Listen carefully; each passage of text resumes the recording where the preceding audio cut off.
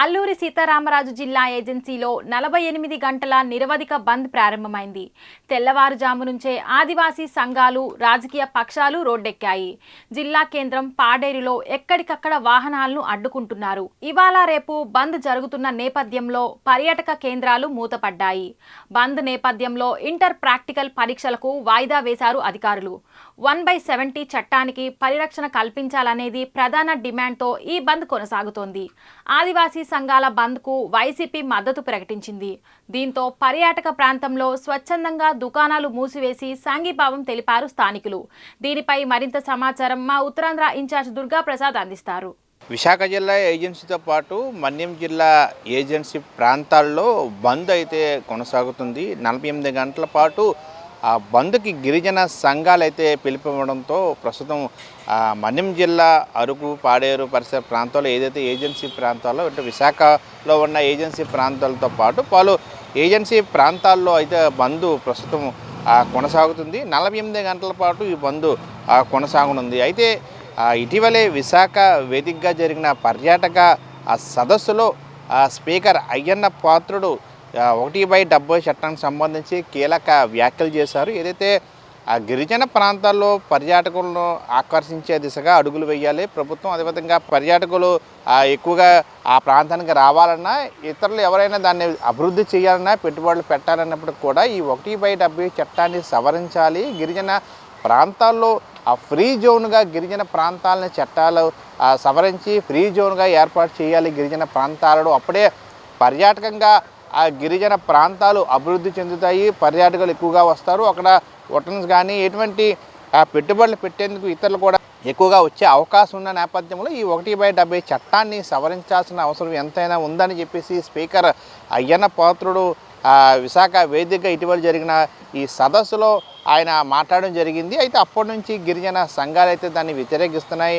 ఎప్పుడు చూసినా 1/70 చట్టాన్ని సవరించాలని చెప్పి దానిలో ఎన్నో విధాలుగా ప్రభుత్వాలు ప్రయత్నిస్తున్నాయి. దాన్ని మేము ఒప్పుకునేది లేదు. ఖచ్చితంగా గిరిజన రక్షణ కోసం 1/70 చట్టాన్ని ఖచ్చితంగా అమలు చేయాల్సిందే, దాన్ని సవరిస్తే మేము ఒప్పుకొని చెప్పేసి గిరిజన సంఘాలు అయితే ఇటీవలే పిలుపునిచ్చే 48 గంటల పాటు బంద్కు ప్రజా సంఘాలు, గిరిజన ప్రాంత సంబంధించిన గిరిజన సంఘాలు పిలుపు ఇవ్వడంతో ప్రస్తుతం 48 గంటల పాటు ఇచ్చిన పిలుపు నేపథ్యంలో ఏజెన్సీ ప్రాంతాల్లో బంద్ కొనసాగుతుంది. ఉదయం నుండే స్థానిక గిరిజన సంఘాలు, గిరిజనులు, స్థానిక ప్రజలైతే ఆ రోడ్లపైకి వచ్చి ఆ నిరసన వ్యక్తం చేసిన పరిస్థితి. అదేవిధంగా పూర్తి స్థాయిలో గిరిజన ప్రాంతం, పర్యాటక ప్రాంతమైన ప్రధానంగా అరకు, పాడేరు జిల్లాల్లో పూర్తి స్థాయిలో అన్ని దుకాణాలు, అన్ని వాణిజ్య సముదాయాలు అయితే స్వచ్ఛందంగా మూసివేసిన పరిస్థితి. అదేవిధంగా స్కూళ్ళకు కూడా ప్రభుత్వం సంబంధించిన పాఠశాలలకు, వివిధ కాలేజీలకు కూడా 48 గంటల పాటు కూడా 2 రోజుల పాటు పూర్తి స్థాయిలో సెలవులు కూడా ప్రకటించారు. మరోవైపు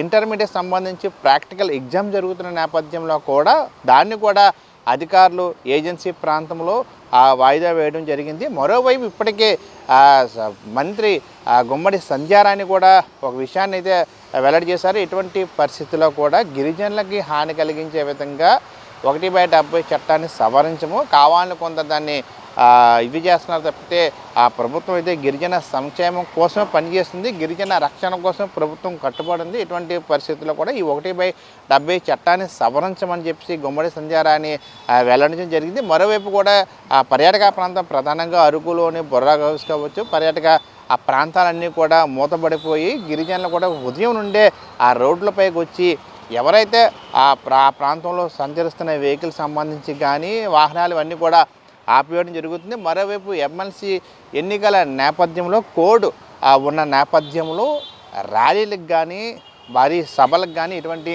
అనుమతులు లేవని చెప్పేసి అధికారులు చెప్పడం జరిగింది. మరోవైపు కూడా ఈ ఎన్నికల కోడ్ ఉన్న నేపథ్యంలో భారీగా పోలీసు బందోబస్తు కూడా ఈ ఏజెన్సీ ప్రాంతంలో ఏర్పాటు చేశారు. మరోవైపు ఇటువంటి అసాంఘిక సంఘటనలు జరగకుండా, ఇటువంటి సమస్యలు తలెత్తకుండా ఉండేందుకు పోలీసు బలగాలు అయితే ఏజెన్సీ ప్రాంతంలో మోహరించాయని మనం చెప్పుకోవచ్చు. మరోవైపు కూడా ఖచ్చితంగా స్పష్టమైన హామీ ఏదైతే 1/70 చట్టాన్ని రక్షిస్తామని చెప్పి ప్రభుత్వం నుండి పూర్తి స్థాయిలో హామీ రావాలి. లేని పక్షంలో మా ఉద్యమాన్ని మరింత ఉధృతం చేస్తాం ప్రభుత్వం దిగి వచ్చే వరకు అని చెప్పేసి మరోవైపు ఆ గిరిజన సంఘాలు పిలుపునిస్తున్నాయి. ఏదైతే ఈ గిరిజన సంఘాల పిలుపు మేరకు జరుగుతున్న ఈ బంద్లో ఆ అరుగు ఏజెన్సీకి సంబంధించిన ఆ ఎమ్మెల్యే మత్స్యలింగం కూడా గిరిజన నాయకులతో ఉదయాన్నే ఆ నిరసన కార్యక్రమంలో బంద్ కార్యక్రమం పాల్గొన్నారు. ప్రభుత్వం ఖచ్చితంగా గిరిజనులకి న్యాయం చేయాలి, ఎటువంటి పరిస్థితుల్లో కూడా ఈ 1/70 చట్టాన్ని సవరిస్తే